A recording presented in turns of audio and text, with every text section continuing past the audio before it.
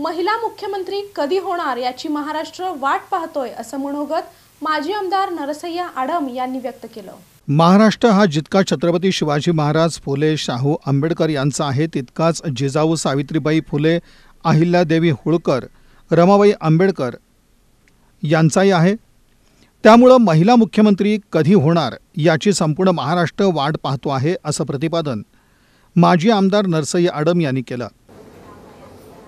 आज मी देशाला विचारतो, 75 वर्ष झालेलं आहे का लोकसभेत विधानसभेत महिलांना 33% आरक्षण का मिळत? नुसतं कायदा पास करू, कायदा पास करताना आमच्या देशाच्या पंतप्रधानांनी काय म्हणलं? जनगणना झाल्यानंतर आणि त्या मतदारसंघाची पुनर्रचना झाल्यानंतर, म्हणजे मेल्यानंतर तुम्ही महिलांना 33% आरक्षण देणार? संसद रत्न खासदार सुप्रिया सुळे यांच्या वाढदिवसानिमित्त सोलापूरच्या शरद प्रतिभा प्रतिष्ठानच्या वतीनं विविध क्षेत्रातील कर्तृत्ववान 8 महिलांचा शारदाई सन्मान सोहळा आयोजित करण्यात आला होता।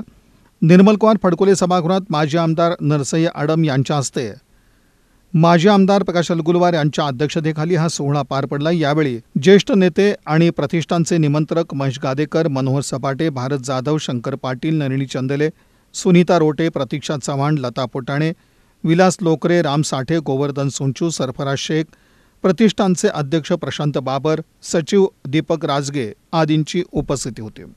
आदरणीय खासदार सुप्रियाताई सुळे यांच्या 55व्या वाढदिवसाच्या निमित्तानं आज आपण इथे उपस्थित आहोत। आज अतिशय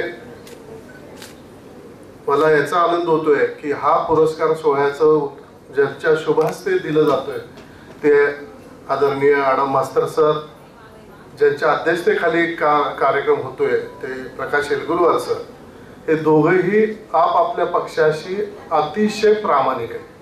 म्हणजे त्यांची विचारधारा जी आहे, आत्ताच महाजन मॅडमने सांगितल्याप्रमाणे शाहू फुले आंबेडकरांची, ती त्यांनी दोघांनी त्यांच्या पक्षनिष्ठा आणि त्यांच्या आतापर्यंतच्या सामाजिक कामातून, राजकीय कामातून ती दाखवून दिलेलं आहे। आणि आज इथं विविध क्षेत्रातील कर्तृत्ववान महिलांचा सन्मान सोहळा, शारदाई सन्मान सोहळा या निमित्ताने ज्या 55 विद्यार्थिनींना शैक्षणिक साहित्याचे वाटप केलेले आहे आपल्या शरद प्रतिभा प्रतिष्ठानतर्फे, त्याबद्दलही मी सगळ्यांचे खूप अभिनंदन करते की अतिशय स्तुत्य उपक्रम आजच्या निमित्ताने सुप्रियाताईंच्या वाढदिवसानिमित्त हा आयोजित केलेला आहे। आणि माननीय व्यासपीठ आपले माननीय आदरणीय नरसय्या आडम सर, अध्यक्ष माननीय प्रकाश अलगुलवार सर आणि आपले विनीत गादेकर सर यांचे सगळ्यांचे, त्याचप्रमाणे शरद प्रतिभा प्रतिष्ठानचे अध्यक्ष प्रशांत बाबर सर आणि सचिव दीपक राजगे सर यांचं सुद्धा मी या सगळ्या सोहळ्यामध्ये अभिनंदन करते। कार्यक्रमामध्ये ते संसद रत्न सुप्रियाताई सुळे यांच्या वाढदिवसानिमित्त आपण हा कार्यक्रम आयोजित केलेला आहे। मला गादेकरांना आणि सर्वांना सांगायचं आहे की ज्या वेळेला आम्ही तरुण होतो आणि शरद पवार जेव्हा तरुण होते तेव्हा फॅमिली प्लॅनिंगचं एक अशी हवा होती म्हणा, प्रचार होता म्हणा।